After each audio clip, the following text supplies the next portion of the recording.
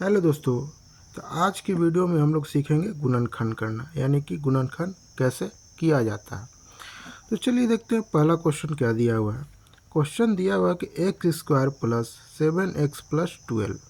तो इसका हमको क्या करना है, गुणनखंड निकालना है। तो गुणनखंड में सबसे पहले क्या करते हैं, इन दोनों को हम लोग गुना करते हैं। तो यहाँ क्या है, x square plus 7x plus 12 है। तो एक्स के बगल में कुछ नहीं, यानी कि एक यहाँ ऑटोमेटिक है। तो सबसे पहले हम लोग क्या करेंगे, इन दोनों को क्या करेंगे, गुना करेंगे।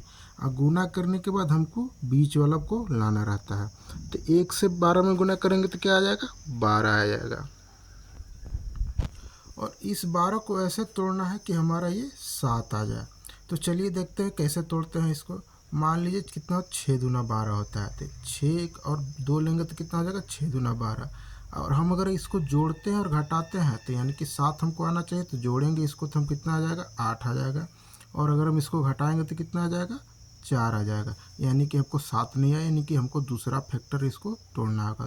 तो इसको चलिए हम तोड़ते हैं 4 गुने 3 में। अगर 4 गुने 3 में तोड़ते हैं तो कितना होता है, 4 तिया 12 हो गया। और हमको 4 और 3 को जोड़ते हैं तो कितना आ जाएगा, 7 आ जाएगा। यानी कि हमको 4 एक फैक्टर मिल गया और 3 एक फैक्टर मिल गया। तो चलिए हम इसको लिख सकते हैं, क्या लिखेंगे, x square plus 4x plus 3x plus 12। अब हम देखेंगे कि इसमें से कॉमन क्या मिल रहा है। अब देखेंगे इन दोनों में कॉमन क्या मिल रहा है और इन दोनों में कॉमन क्या मिल रहा है।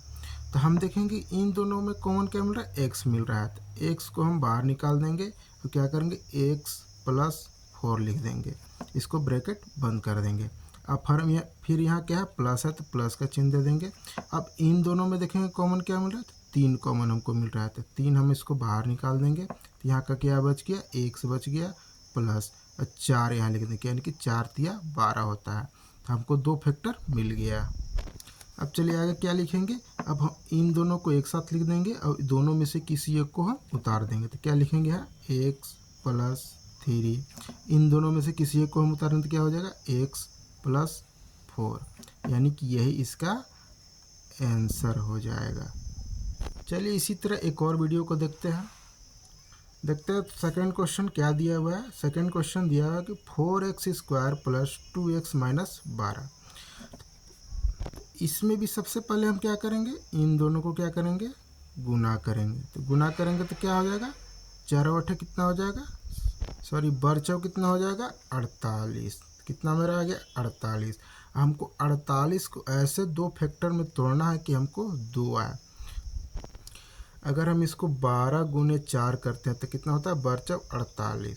तो हमको इसको जोड़ने घटाने पर क्या आना चाहिए, 2 आना चाहिए, जो कि मेरा नहीं आ रहा है। तो अब चलिए दूसरा फैक्टर देखते हैं। तो क्या करेंगे, 8 गुने 6, यानी कि 8 6 कितना होता है, 48 होता है। तो मेरा 8 को अगर 6 से घटाएंगे, 8 से अगर 6 को घटाएंगे कितना बचेगा, 2 बचेगा। यानी कि हमको 8 और 6 2 फैक्टर मिल गया।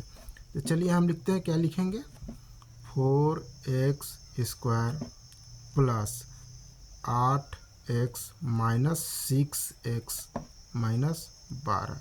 तो हम यहाँ 8x को प्लस में लिखें क्योंकि हमको प्लस में 2x लाना है, और माइनस में लिखें 6x को।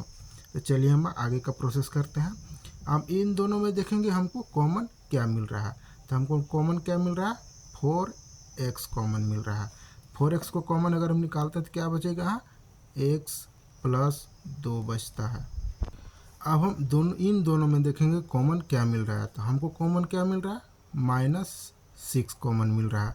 यहाँ क्या बचेगा, x प्लस कितना बचेगा, 2 बचेगा। यानी कि प्लस माइनस क्या होता है, माइनस होता है, इसलिए हम क्या किए, -6 को कॉमन लिए। अब आगे देखते हैं।